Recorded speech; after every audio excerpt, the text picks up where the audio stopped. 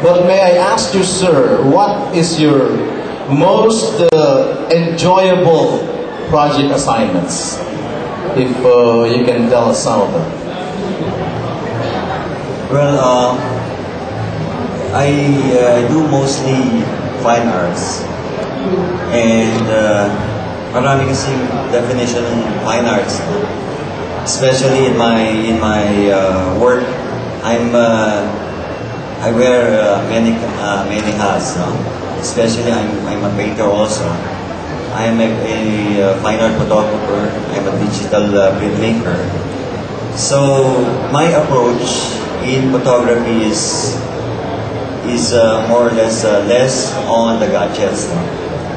So I have to really come up with an output.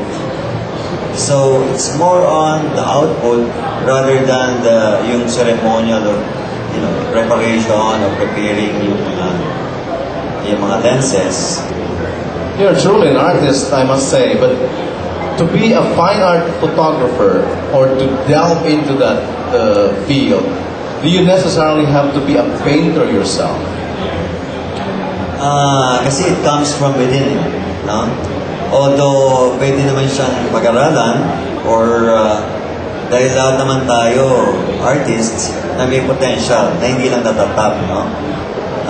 So kung nasabihin mo na pwedeng hindi maging painter ang isang fine art photographer, kailangan meron siyang pinagagalingan din ng creativity. Hindi lang yung spoon-fed, hindi lang yung nagagaya lang sa internet.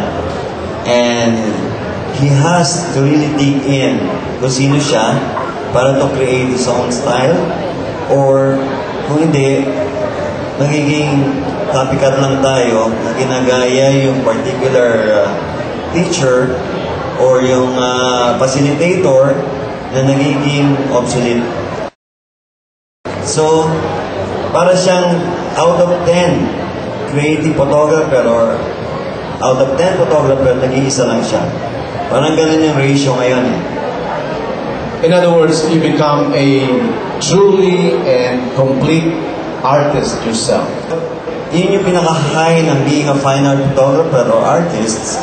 Once na merong bumili ng work mo, that means meron kang ka-connect, no? And that is being translated na to you accepting yung tinatawag na fine art. Thank you, gentlemen. Thank you very much.